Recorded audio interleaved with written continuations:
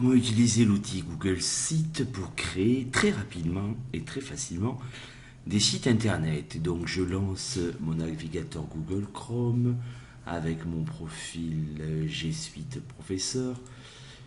J'accède à mon Drive, j'accède à Classroom et à ma classe dans laquelle je veux créer un site internet. Je clique sur Nouveau.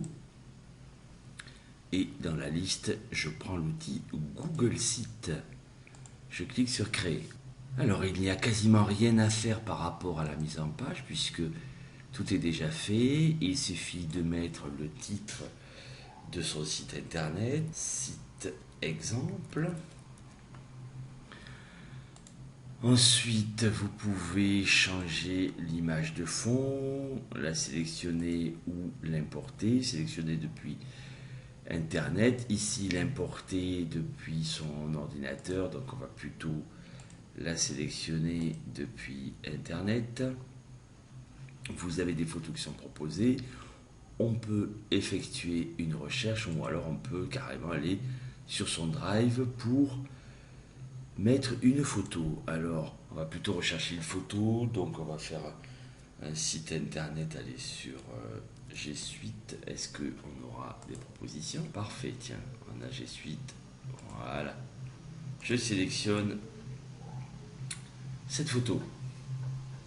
Maintenant, je peux choisir mon type de titre. Je peux dire que c'est une bannière, une grande bannière ou carrément une couverture. Donc nous allons choisir bannière puisque nous allons mettre dès la première page des informations. Donc ici sur la mise en page, je peux choisir, par exemple je vais cliquer sur les trois. Donc là j'aurai mon titre et ici je peux insérer des photos, un agenda, une carte de Google Maps, des vidéos YouTube. C'est ce que nous allons faire, on va mettre ici une vidéo YouTube. Alors j'ai importé cette vidéo YouTube tout à l'heure, donc je vais pouvoir la mettre directement ici. Je vais remettre le titre. Ici, je vais insérer une photo. Donc ici, c'est Lomé vue satellite. Et par exemple, ici, on va mettre un agenda. L'agenda, allez, du professeur. Donc si je devais m'arrêter là, eh bien, je peux déjà prévisualiser ce que ça va donner une fois que ça sera publié. Ok, donc c'est un site qu'on appelle responsive, ça veut dire que il réagit s'il est sur un téléphone, il s'adapte automatiquement, s'il est sur une tablette aussi et sur un ordi exactement pareil. Donc si je suis satisfait, je peux publier mon site en l'état. Il faut que je lui donne un nom, donc on va, avant de le publier si rapidement, lui saisir un nom. Donc on va dire que c'est un site exemple du LFL. Et je vais ajouter un petit logo que j'ai sur mon ordinateur. Un petit logo du LFL. Donc j'ai mon petit logo du LFL, j'ai mon site exemple du LFL, j'ai mon titre, j'ai inséré sur ma page d'accueil 3 éléments. Je suis satisfait de mon travail, je vais donc le publier.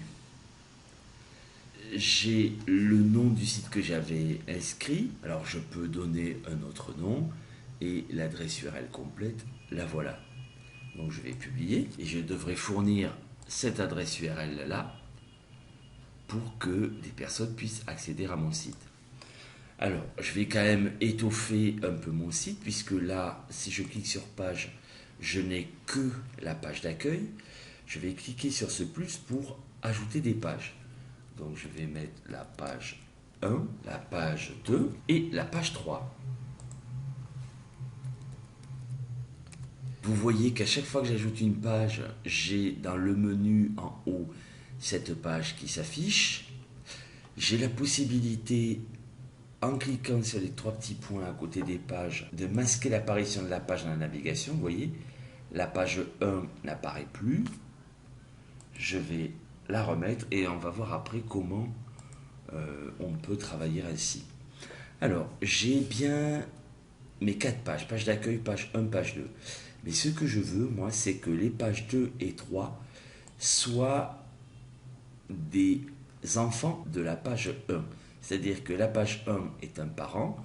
Vous avez vu, il n'apparaissent plus les pages 2 et 3 dans mon menu de la page d'accueil. Par contre, quand je vais cliquer sur ma page 1, je vois bien que en sous-menu, j'ai les pages 2 et 3.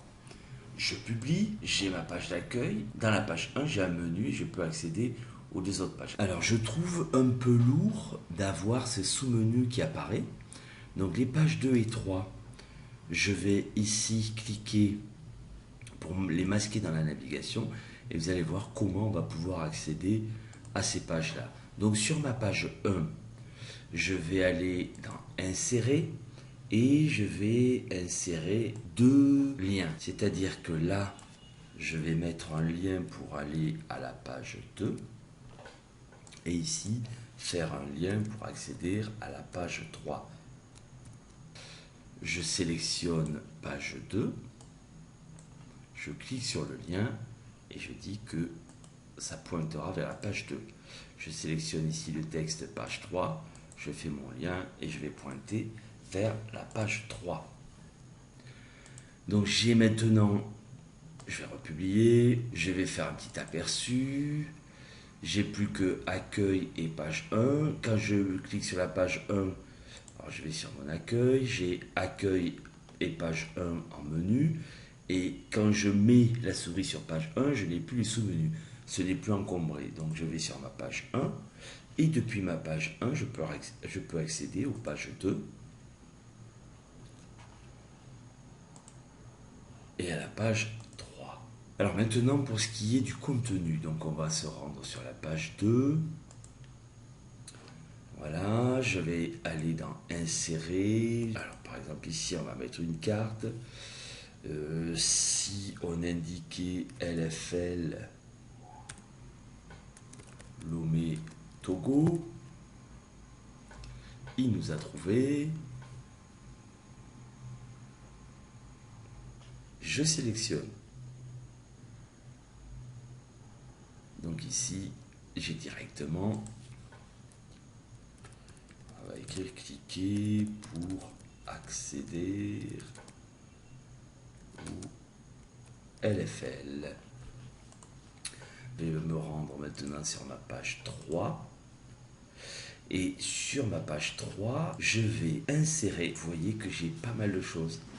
Je peux mettre des boutons, des séparateurs, des espaces réservés, des agendas, ça on l'a vu, des documents. Donc on va insérer un document. Nous avons fait dans des vidéos précédentes justement des Google Docs. Donc on va insérer un Google Doc fait précédemment. Ensuite, on va en ajouter un autre. On va voir que l'on peut ajouter des feuilles de calcul, toujours pareil. Nous avions des feuilles de calcul réalisées précédemment. On va les insérer. Donc en dessous, ou alors au-dessus, pardon, j'aurai ma feuille de calcul. Ici, j'ai mon Google Doc. Alors je peux bien sûr les déplacer. Je peux mettre au-dessus, voilà. Je vais maintenant ouvrir une zone de texte dans laquelle je vais écrire. Et je peux bien sûr insérer des documents depuis mon Drive. Je vais insérer un document PDF. Et là, je vois que j'ai la possibilité de consulter mon document. Donc je vais publier, je vais consulter ce que ça va donner. Donc sur ma page 3, j'ai inséré un Google Doc. J'ai inséré un Google Sheet, un tableau, et ici j'ai mon document PDF que je peux consulter facilement en faisant défiler les pages. Mais vous voyez que très facilement vous pouvez réaliser un site internet et surtout faire réaliser par vos élèves des sites internet sur des comptes rendus où il y a besoin justement d'avoir divers types de documents, des documents PDF, des vidéos, du son, une carte, des vidéos réalisées par les élèves, des textes, des documents, des photos, le tout en quelques clics. Bien évidemment, ce site peut être fait à plusieurs, d'où l'intérêt de faire des petits groupes d'élèves et par groupe de 3 ou 4, ils partagent la même publication. Donc les élèves pourraient réfléchir sur le nombre de pages de leur site internet et chaque élève pourrait s'occuper d'une page. Et ensuite, les élèves, ils créent un lien du site qu'ils ont publié, ils vous l'envoient via G Suite et vous, en un clic, vous pouvez consulter ce qui a été fait par vos élèves. Alors ce site, bien sûr, peut être évolutif, c'est-à-dire que de séance en séance, en cas de besoin, ils peuvent faire évoluer leur site internet. Ils peuvent aussi changer de thème. Ils peuvent aussi choisir un thème eux-mêmes. Voilà, en sélectionnant une couleur. Ou prendre des thèmes déjà présélectionnés. Le site peut être dupliqué. Vous pouvez aussi proposer à vos élèves une petite visite guidée, donc un petit tutoriel de comment faire un site. Et surtout, on peut observer toutes les publications et on peut revenir éventuellement sur une publication antérieure en cas d'erreur. Voilà pour cet outil très utile qui permet de réaliser en tant que professeur des documents assez conviviaux et riches en informations à vos élèves et aussi faire à vos élèves des documents multimédia. Je vous remercie de m'avoir écouté et bonne publication à tous.